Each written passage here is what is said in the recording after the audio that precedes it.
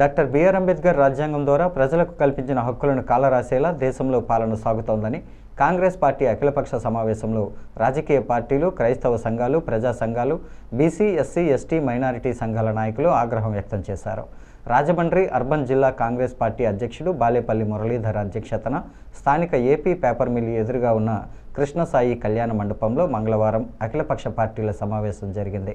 ఈ సమావేశంలో Congress Rajahmundry parliament coordinator టీకే Vishweshwar Reddy, CPI రాష్ట్ర నాయకుడు టి మధు, సిపిఎం జిల్లా కార్యదర్శి టి అరుణ్, ఛాంబర్ మాజీ అధ్యక్షుడు అశోక్ కుమార్ జైన్, కేకే సంజీవరావు, ప్రజా సంఘాల ఐక్యవేదిక వ్యవస్థాపకుడు దేశిరెడ్డి బలరాం నాయుడు, కాంగ్రెస్ రాష్ట్ర నాయకుడు తాళ్ళూరు విజయ్ కుమార్, సిపిఐ, సిపిఎం, ఆమ్ ఆద్మీ పార్టీల నాయకులు హాజరయ్యారు. వారు మాట్లాడుతూ సుప్రీంకోర్టు ఇచ్చిన తీర్పును పునఃసమీక్షించేలా కేంద్రం ప్రభుత్వ చొరవ తీసుకోవాలని డిమాండ్ చేశారు. పార్లమెంటులో దళిత క్రైస్తవులకు ఎస్సీ రిజర్వేషన్లు కల్పించేలా చర్చించి రాజ్యాంగాన్ని సవరణ చేపట్టాలని డిమాండ్ చేశారు.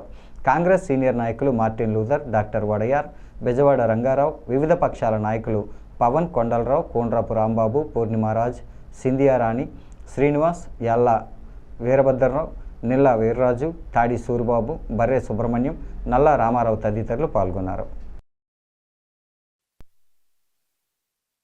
మన చరిత్ర అది తీసుకురావాలనే ప్రయత్నం తప్ప వాళ్ళు బాబాసాహెబ్ అంబేద్కర్ గారికి ఏమాత్రం గౌరవం ఉండలేదు. నిజంగా గౌరవిస్తే మరి పార్లమెంట్లో అమిత్ షా గారు బాబాసాహెబ్ అంబేద్కర్ గారిని దూషించాడు.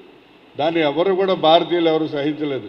అలాగే ఈవేళ మరి నరేంద్ర మోడీ గారు సుప్రీంకోర్టు జడ్జిల్ని, సిబిఐ వాళ్ళని, అలాగే ఎన్ఫోర్స్మెంట్ డైరెక్టర్ వాళ్ళని, ఆఖరికి ఎలక్షన్ కమిషనర్ని కూడా ఆయన గుప్తులో పెట్టుకుని ఇవాళ నరేంద్ర మోడీ గారు ఏం చెప్తే అదే ఫాలో అవుతున్నారు. అసలు భారతదేశం ప్రజాస్వామ్యంలో ఉందా లేదా అనేది మనందరికీ అనుమానం కలుగుతుంది.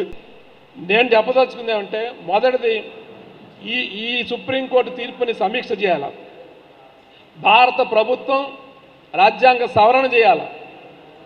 దీని మీద అప్పీల్కి వెళ్ళాలి. రాజ్యాంగ ధర్మాసనానికి అప్పీల్కి వెళ్ళాలి భారత ప్రభుత్వం. అసలు ఎస్సీ హోదాని పొందే హక్కు మతం పేరుతో నిర్ణయించడానికి వీలే లేదు. వివక్షత ఆధారంగానే ఎస్సీలకి హోదా వచ్చింది. వివక్షత ఆధారంగానే ఈ దేశంలో ఎస్సీలకి ఎప్పుడు పోతుందండి? అంబేద్కర్ 10 ఏళ్ళు ఇమ్మన్నాడు, 15 ఏళ్ళు ఇమ్మన్నాడు. అంబేద్కర్ ఆశించాడు, నిజంగా 10-15 ఏళ్ళలో చాలా పెద్ద మార్పు వస్తుందని చెప్పి ఆశించాడు. తను వస్తున్నాడు. తను వస్తుంటే అగ్రవర్లకి ఇతనికి ఒక వాదన జరుగుతున్నప్పుడు ఒక మనిషిగా తిట్టలేదు, చాలా పచ్చి బూతులు తిట్టారు. మొన్న విజయవాడ మీటింగ్ చెప్పాడు, చాలా పచ్చి బూతులు. అసలు బైబిల్ లాగేసుకున్నారు, బైబిల్ని సింపేశారు, చెప్పించుకుని కొట్టారు. ఇంత చేసిన తర్వాత అతను వెళ్ళి స్టేషన్ కంప్లైంట్ ఇచ్చాడు. కంప్లైంట్ ఇచ్చిన తర్వాత హైకోర్టు ఏమో తీర్పు ఇచ్చింది. వాళ్ళు ఏం చేశారు? ఇప్పుడు నేను ఈ మాట చెప్తున్నానంటే రేపు భవిష్యత్తులో ఇక మనం ఎవరో ప్రార్థనకి వెళ్ళే అవకాశం లేకుండా చేయాలన్నదే బీజేపీ కుట్ర. ఇది నేను చెప్పేది.